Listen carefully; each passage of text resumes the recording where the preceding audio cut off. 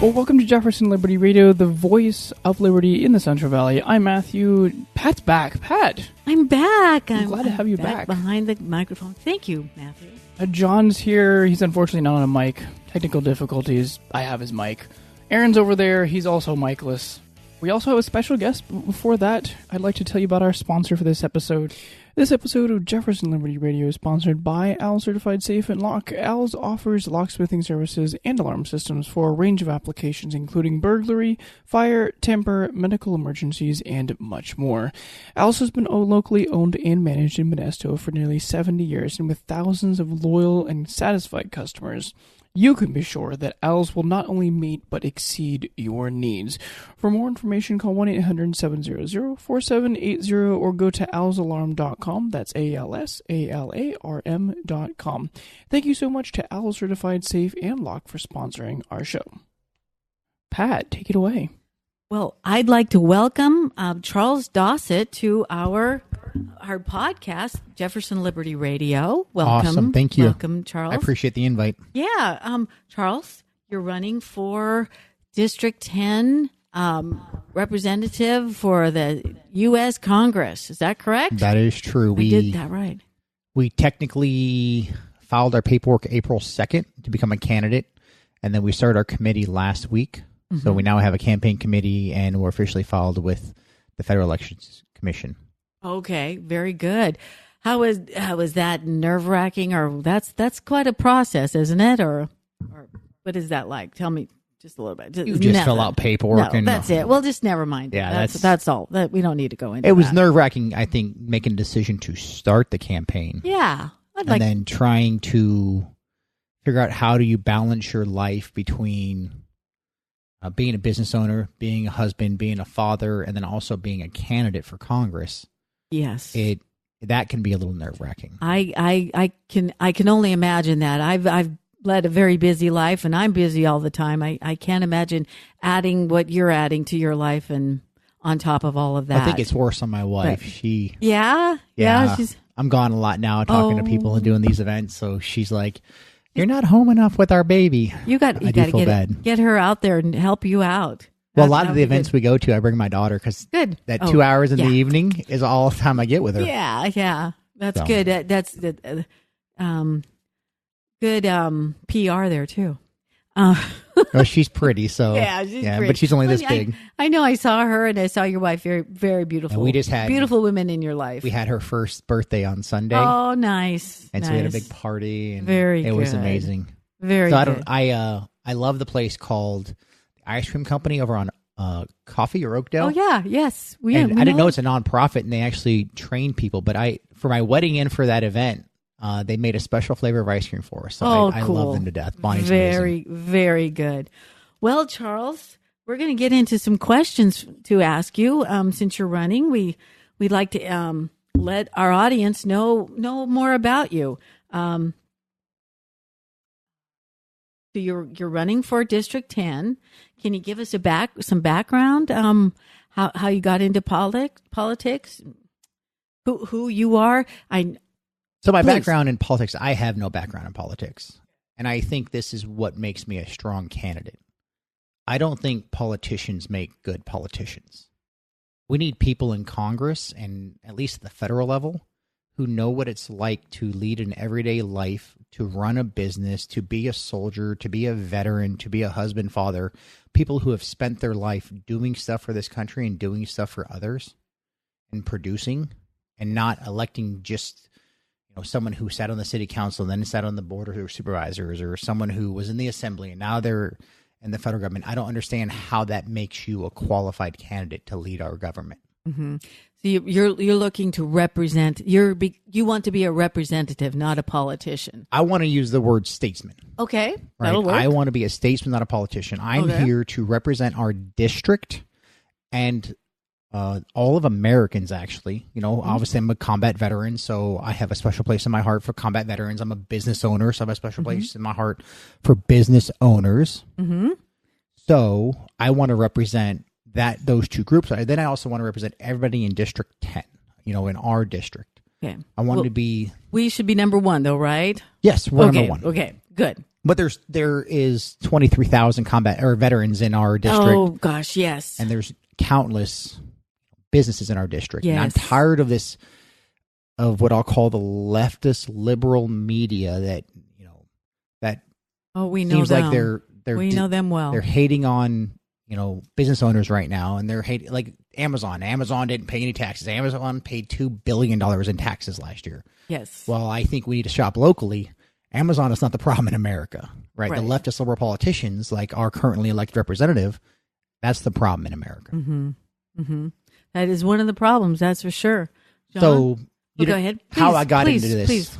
Well, I joined the military in high school, Mm-hmm. and then I deployed to Bosnia Commendable. in 2002, and then I got selected into West Point 2003, graduated from the military academy in 2007, and then I was a paratrooper at Fort Bragg 2008-09. I was in Iraq 2009-2010. I managed $130 million of construction with the Army Corps of Engineers. I built the largest clear span building ever built in the Middle East, 200 feet, column to column. I built an air traffic control. I designed and built an air traffic control tower to the U.S. standard in northern Baghdad. I went on 200 combat patrols. Came home, went back to, I volunteered for my third deployment. I volunteered for all three of them. And then I spent 7 months in Afghanistan planning counter IED missions.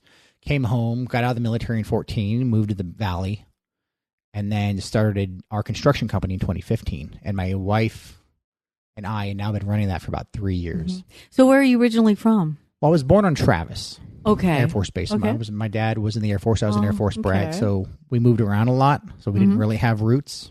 Right. Yeah, but I was born just north of here. So you are a native Californian. I am a native Californian, yep. Maybe And I came back after the maybe military. soon to be native Jeffersonian.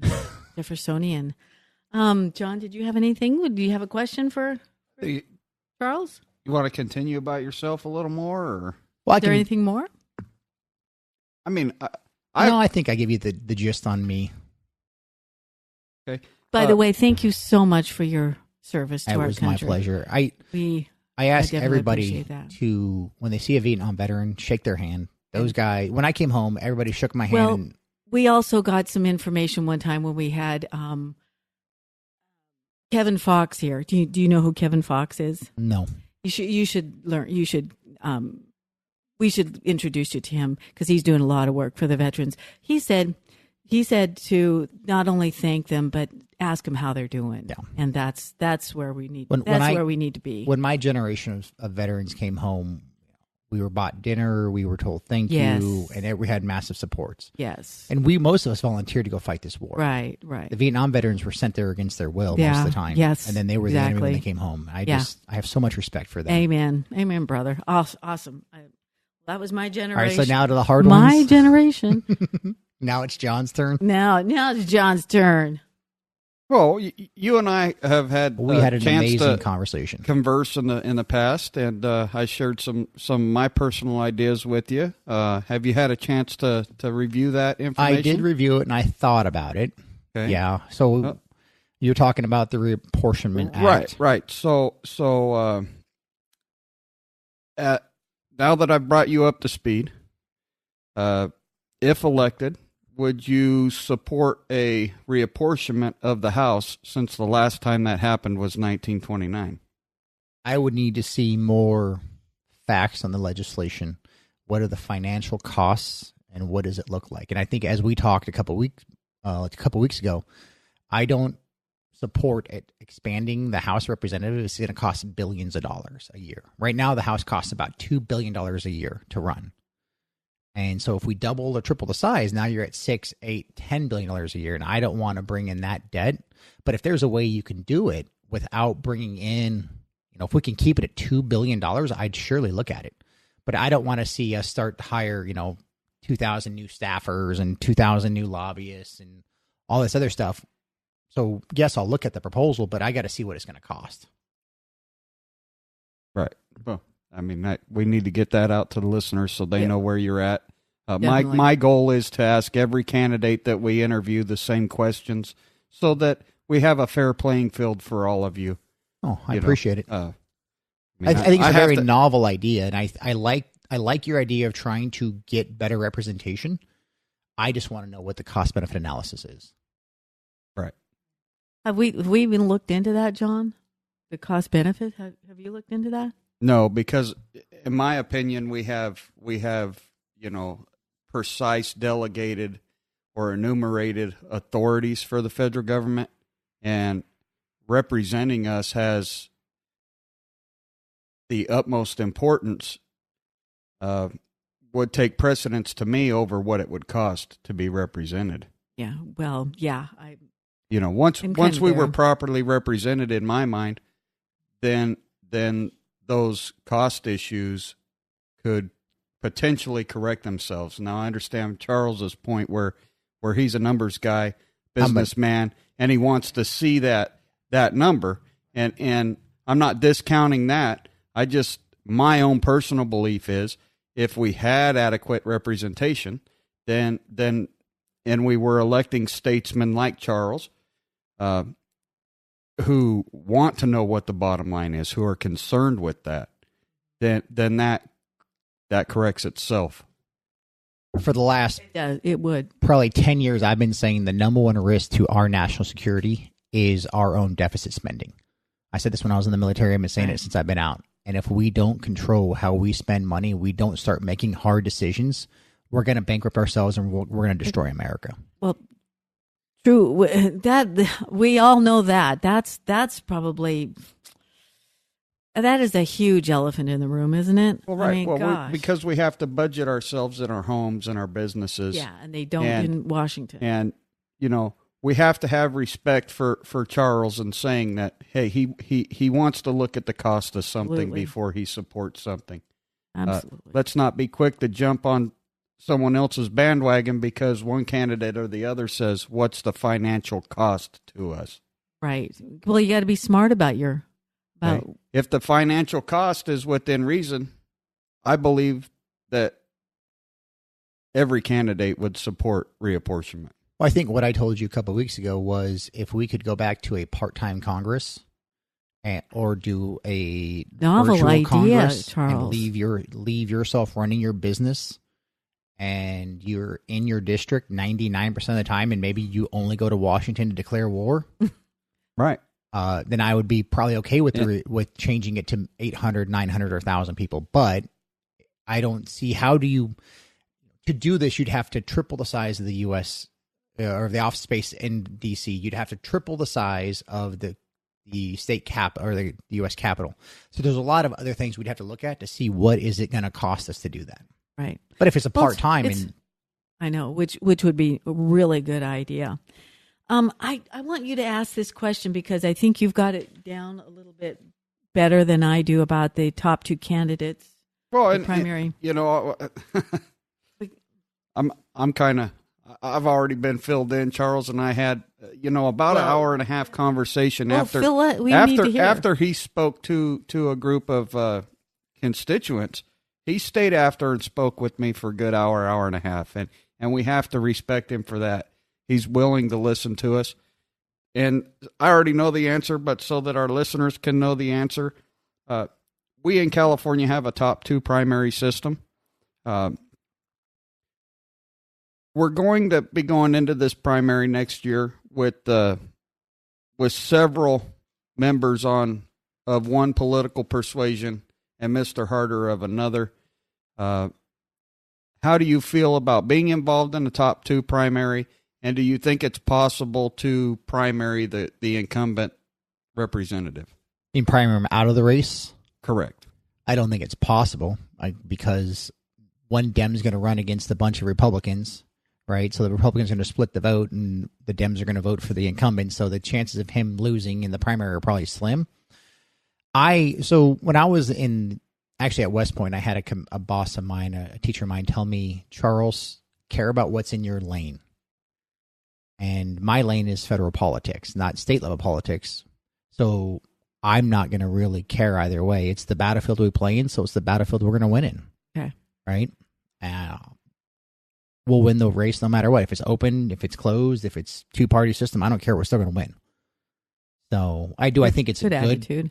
Do I think it's good politics? Probably not, but it's not in my lane, so I don't care. Yeah, it's not going to. It's not worth wasting my time on right now. Right. We can't change that primary act top two candidate is just. Well, I won't go into what I feel about and that. the way I see this is for you guys to worry about, not me. Okay. I have to worry about running my race. You're right. What do you have planned for District 10? Do you have some plans for how you're going to handle some of the problems? Well, obviously we have 3 big problems and 4 big problems. And they're more federal level. Well, I guess 1 is state level and 3 are federal level. Being we're primarily an ag community, water is probably our number 1 issue in the valley. And I don't think we've built new dams since 1950 or 1960. It's been almost 50 years. So we still have the same water capacity from when we had a third the population. We need to increase water storage. And I'm not sure what the federal government can do to help that, but we need to get more water storage up in the mountains so we have more saved up for droughts. Second is healthcare. 43% of our district is on some form of government healthcare.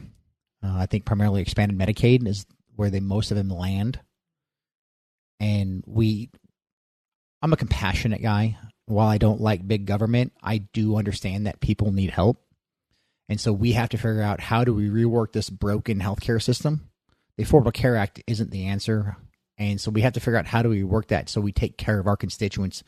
And obviously everyone's number one concern is their health. My sister-in-law lost her health care in 2004, I think, because she was too expensive because she had breast cancer. Back then, you weren't protected under pre-existing conditions.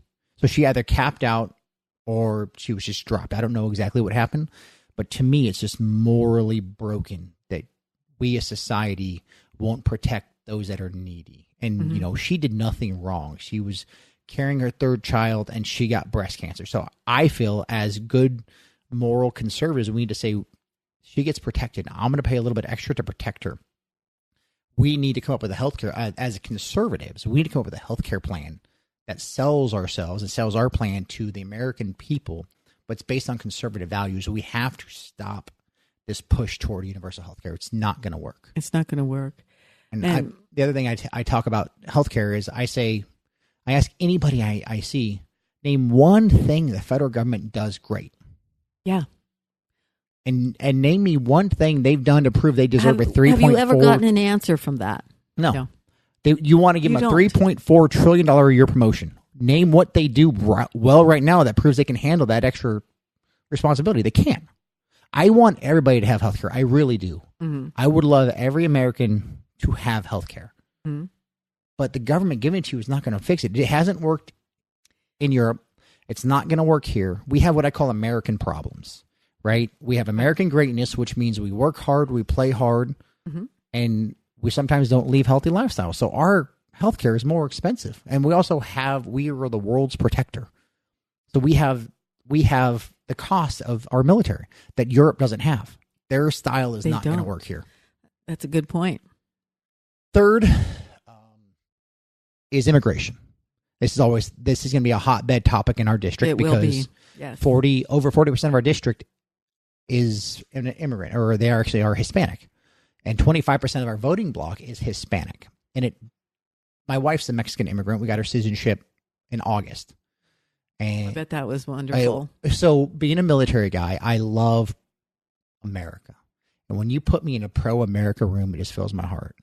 And I have not seen so much love for America since I left the military as I did when I went to my wife's immigration ceremony. You had 800-900 people just screaming, USA, USA, USA, I love America, USA. Gives me goosebumps. Oh, I was just like, I want to come here every week. Yeah, this is amazing. I want to live here. So I want to live in this America. Yeah, this is where I want to be. And these are the great people. Right. And I love the immigrant community, obviously, because I married one. And my daughter exists because of immigration, right? And so I want to fight legal immigration. Legal immigration. I didn't say illegal. I said you didn't. I just said immigration. So yeah, my unfortunately, there's a difference today. My wife's grandfather was a bracero. And through that process, over 30 years, the family moved here. And my mother-in-law and my father-in-law both worked the farms and the canneries. And I think I did read your red, what did you have, a red, white, and blue immigration policy. We're getting there. I think that's a really good, it was very interesting. And I think we got some you got some really good ideas. So the problem with immigration, and that no one really wants to talk about, is the immigrant community is crucial for our employers in the Valley. Our farmers need a migrant worker program. If you look, not that Salinas is in our district, but I saw a report last week about Salinas. There's $50,000 in strawberries that aren't going to be picked in Salinas because they don't have the manpower to pick them. So some farmer just wasted $50,000 because he doesn't have a workforce. So while I disdain illegal immigration, and I disdain, especially, I absolutely hate criminal aliens, I have to also look at this as from the reality point, which is our farmers need a migrant workforce to do the work that Americans aren't doing. So the red, white, and blue immigration plan I've come up with it's a 15-year period. And in the first 5 years, you get a red visa, which means you're a temporary migrant worker. You can come here, you can do work in the Valley, you pay your taxes, you act like a good person, and after 5 years, you can move to a white visa. And that means you're a permanent migrant worker, which then means you can move your family here. You can put down roots, and then you work here for 5 years. And then at the end of that 5 years, then you apply for a blue visa, which is our current green card. I just liked red, white, and blue, so I renamed the green card to the blue card. And then at the end of that 5-year period, you can apply for citizenship. So there's 15 years, you're here, you're acting a good person, you're being a valuable member of our society, and you can apply for citizenship. If it was good enough for my wife and my mother-in-law and my father-in-law, then I think it's good enough for everybody. We need to go back to that. We need to go back to earning your way to be a U.S. citizen. And I think this allows it done. Now, with that said, I understand this plan has some risks. The first risk, obviously, is the fear that we're going to overtax the social welfare system. So anybody in a migrant worker status cannot apply for social welfare. You're here to take care of yourself and to help us out. So you're not here to drain our economy. So if you can't live here and provide for yourself, then you need to go back home, wherever that is. And second, and more importantly, this plan puts American workers at risk. And so what I want to do is I want there to be some kind of national website. It doesn't have to necessarily be ran by the government, but you have to post. Well, please don't let it be run by the government. You have to post a job where you want to hire a migrant worker somewhere, so everybody in America knows that job exists, right? Like if I need a carpenter, right, for my company, and I know that I'm not getting enough here, so I then have to post my jobs onto a national website for 30 days. So maybe someone in Pennsylvania knows there's a job in California, and they can make the choice to move here if they want, where it's Americans first. And then after 30 days, if no American takes the job, then you can open it up to a migrant worker. So we get a better immigration program, but you protect Americans first. Wow. Excuse me. How did you come up with this idea? Did you? Real life. What's that part? Real life. Real life. Nice. When you spend your life trying to run a business and trying to take care of America, you think things differently, and you want to do what's right for employers, and you want to do what's right for your family. And again, I think I like I said, my wife's a Mexican immigrant, and now she's a U.S. citizen, so I see it a little differently than most. But also driving through the farm fields, when I first left the military, I got a job with a consulting company, and I drove from here to San Juan Bautista to work on a job for 6 months, and every day I was driving through the fields. There was only Mexican workers out there. And we have to realize that our farm labor comes from Mexico, and we need them here to do those jobs. Yes, that is a fact. That is a fact. I think you've done a lot of thinking about all of that plan. Was that 3 or was that 4? Then you said we had four crime. The fourth is crime. So we did a polling in December to try to figure out what our valley cares about. Because here's the reality. I'm your elected representative, or I want to be your elected representative. I got to know what you care about. And this, we think this poll was a little skewed because it closed like 3 days after Officer Singh was murdered. So crime was obviously way at the top end there. But we also do have homeless issues. We have we have drug issues. And then we do have murder issues. So we got to figure out how do we start helping our law enforcement out. My brother's a deputy sheriff in Indiana, And every day I fear, like, is he going to come home tonight? He was in a shootout about 1.5 years ago, and he was probably 50 feet from death. Yeah, and so I just see every time I see a law enforcement officer, I shake their hand and I tell them thank you for your service, because they keep us safe at night. And we need a society that gives our law enforcement officer the respect that they have earned. And they earn it. Putting on their badge every day and putting on their uniform every day to go out and protect us, they've earned that respect. Yeah, we need to value them. Yeah. Our first responders, for sure. That's a fact. So if you're elected, Charles, would you bring... Oh, wait a minute. Excuse me. So sorry. Obviously, I have questions in front of me. The jig's up, guys. Sorry. Well, I think it's only fair. I mean, we have a better, intelligent conversation. Yeah, if we've thought about this before. That's right. Well, good. Hey, one other Second Amendment. How you feel about the Second Amendment? So this is what got John and I to have a nice big argument and a very good 2.5 or hour and a half conversation. I don't think it was an argument, though. I think we openly discussed our views on the subject, and my big thing, everybody knows, is we need to discuss these subjects, and we need to come to an understanding of where everybody stands on them in order to understand what they mean.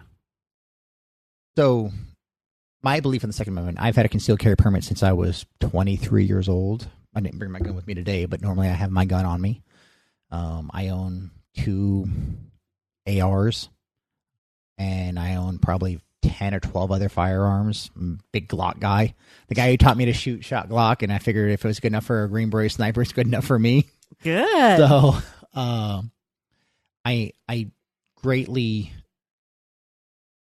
love the Second Amendment, and I tell everybody you need to learn to shoot, but don't just shoot. Learn to shoot tactically. Learn to defend yourself. And so I've been teaching my 16-year-old niece how to shoot. If we were in the house and I gave her an empty gun, and I showed her how to clear. I showed her how to disassemble it, how to make sure it's safe, and I showed her, how do you work from the holster? How do you draw? How do you stand? How do you, pistol grips, pistol stance? Well, I'm not the best teacher in the world, but I'm working on how do you actually use your firearm. So I'm a big supporter of the Second Amendment, but I think you can have reasonable restrictions on the right to firearm. Felons should not have firearms. I would think somebody who has been adjudicated as mentally incapable by a court should not have firearms, but it has to be by a court. Can't just be randomly, I decide that I don't like you, so call in and say, I think she's crazy. Yeah. It's got to be adjudicated by a court, because you're losing a right. So only a court can take your right away. Where I do think, and this is where John and I disagree a little bit, is I don't think true military-grade weapons, the AR is not a military-grade weapon, but explosives, things that go kaboom, I don't think we need those in the civilian world. I think the risk to that, could you imagine our cops if gang members had RPGs or machine guns? Well, and in all fairness, I do agree that not everybody should, but my viewpoint is we have the right to. And we discussed that, did we not? We did. I understand, and I agree, not everyone should possess anything they want, but they do absolutely have the right. Okay. Well, that's what the Second Amendment says, so we have that right. And we have the right to disagree with each other on that. Absolutely. What one should or shouldn't have, can or can't have. And that's what makes us a great country. Where I can't argue with you too much is Thomas Jefferson said you could have cannons. So one of our founding fathers said you could own a cannon. Oh, yeah, but they had cannons at the time. So we could do this for another hour and a half. I do know people in Montana who have cannons. My father-in-law had a cannon. It was a little tiny one. It was just fun. It was just fun. And I think it happened. He shot it off on the 4th of July, and that was it.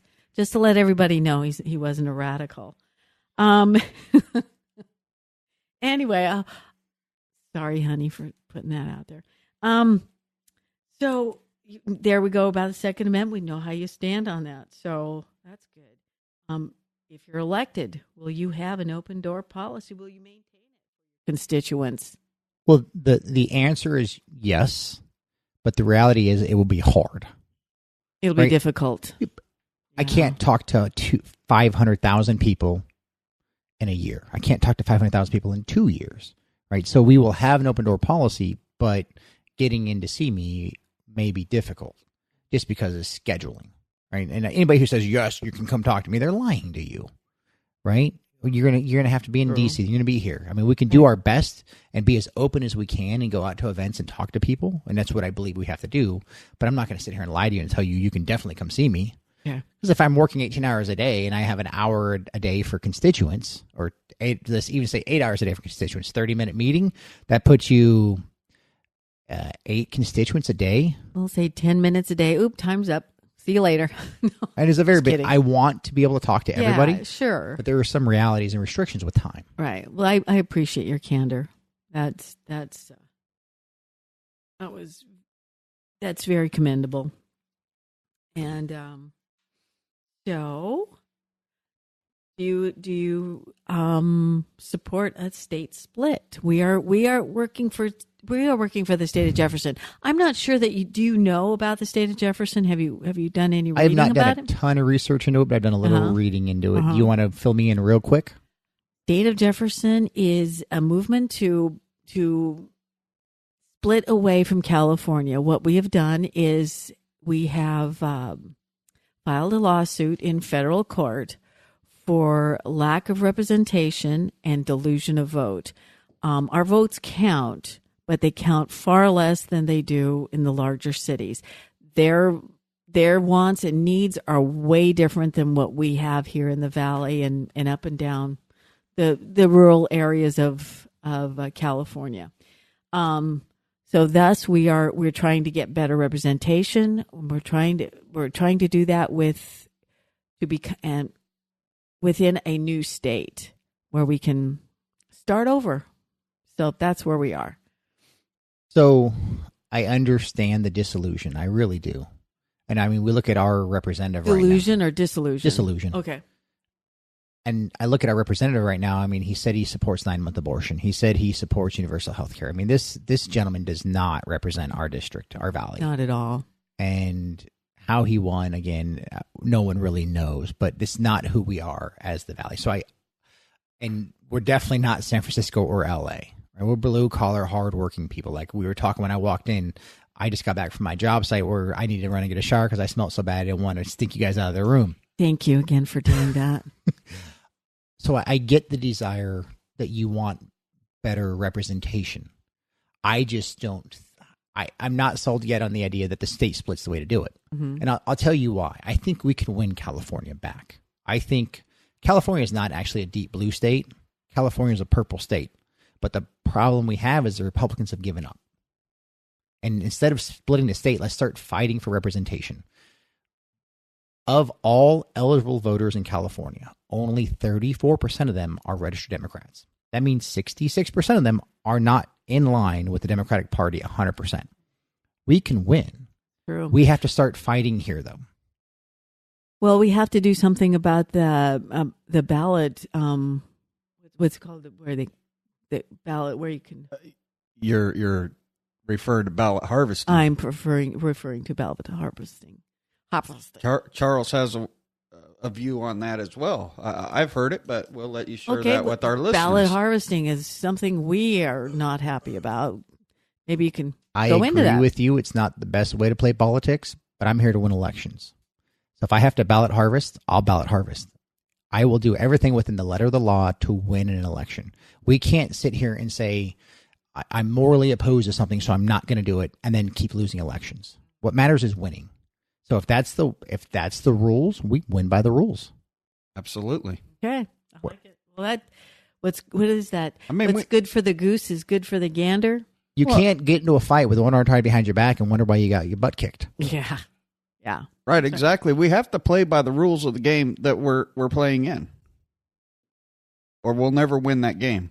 I want to win elections, and so the way we win elections primarily, and this is one of the reasons why I'm doing this, is the Republican Party has to start talking to a broader base of voters. And then we start winning elections, right? If we win elections, we can then gain our representation back. So that might lead me to my next. I didn't even think about this. Why are you running?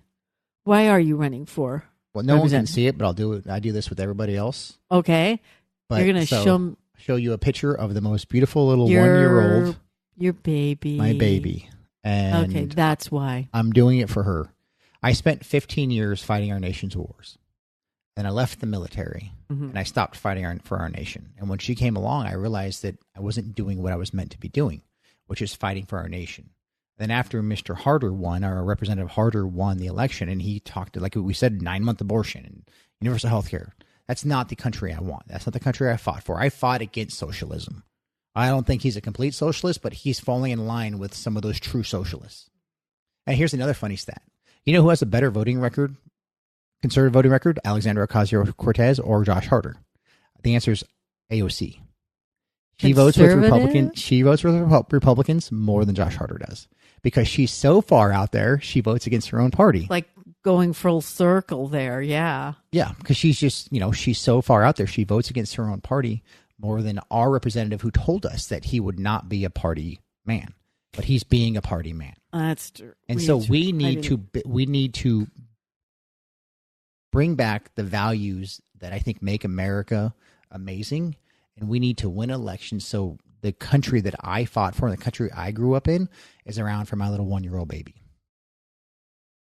Good. Well, that's commendable. I mean, it is about the children. I hate to keep saying that cliche, just really always bothers me, but and because the other side does use it a lot, and I don't really think they care about it. And it shows with their the 9-month abortion act that they. So I have a funny. It's not really abortion; it's infanticide. Infanticide, let's face it.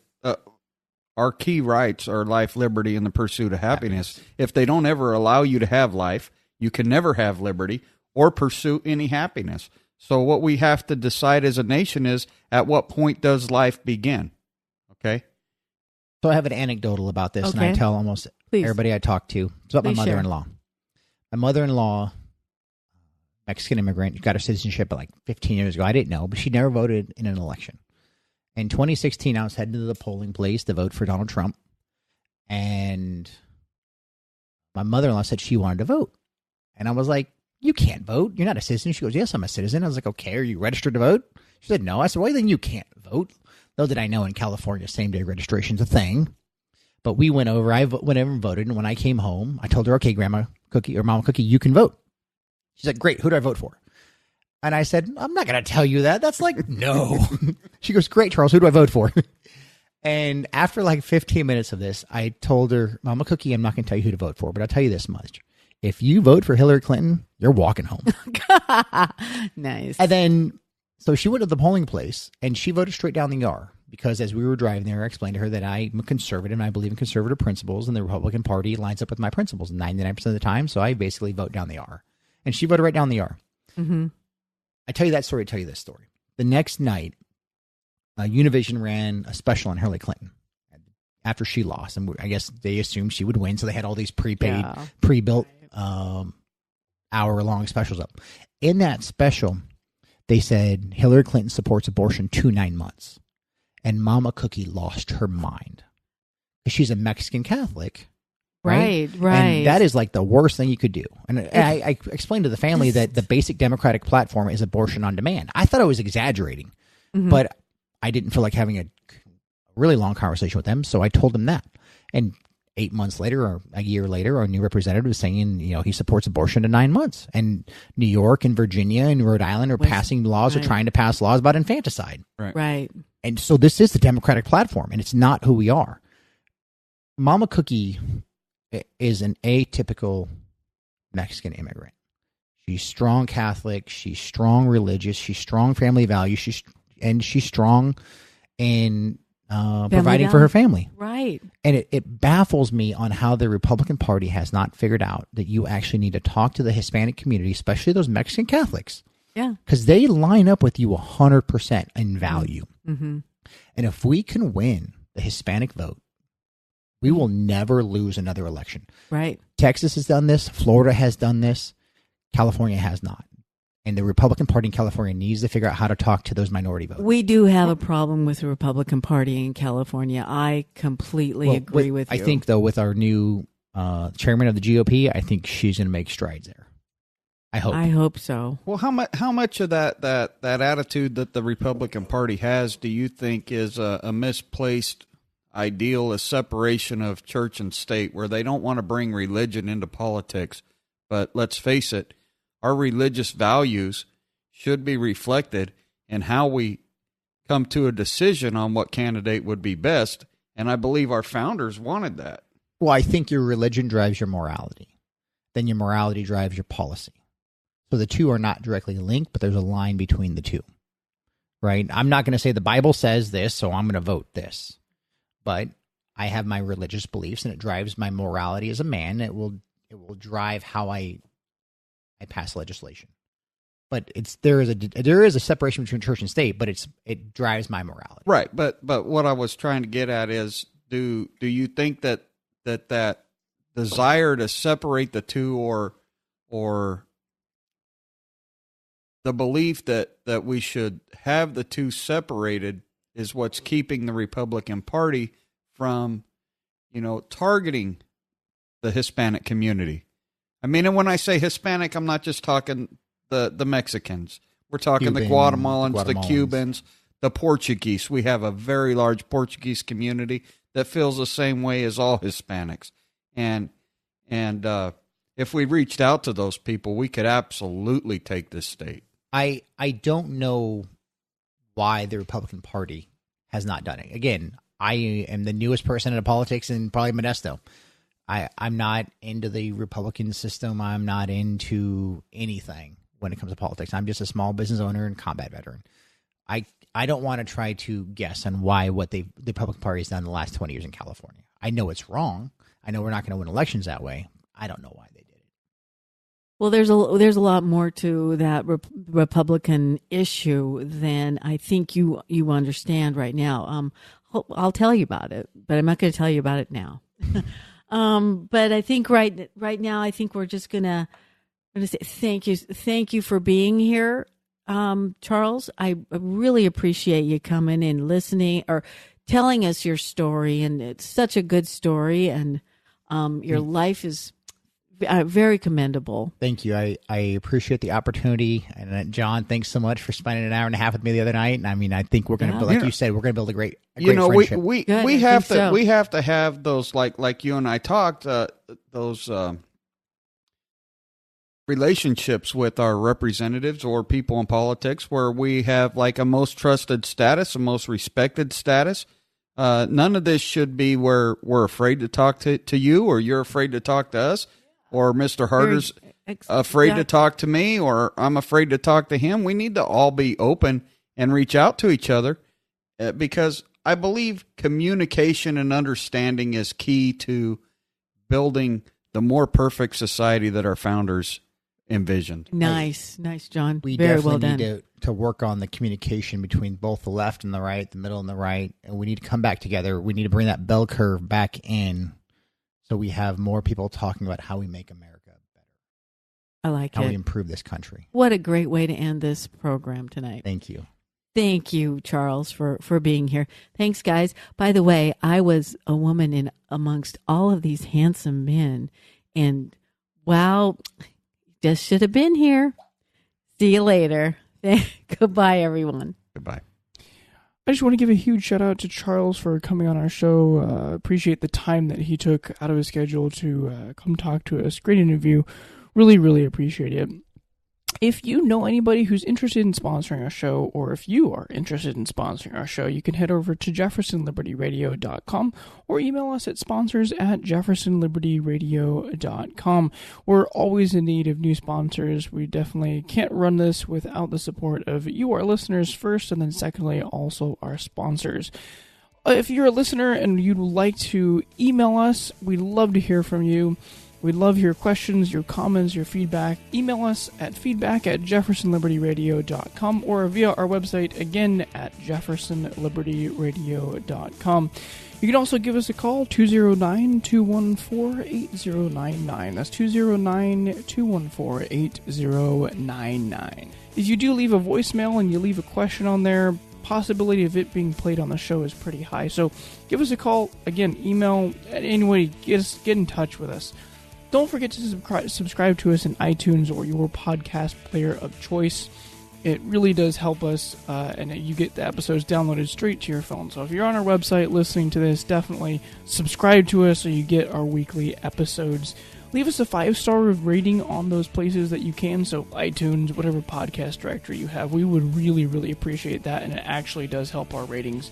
You can find us on all of your typical social media, Facebook and Twitter, even some alternatives media such as BitChute and Gab. Our episodes are also up on Spotify, YouTube, and Google Play. Definitely check us out on all those places. Thank you so much for listening to this episode of Jefferson Liberty Radio, and we'll catch you next time.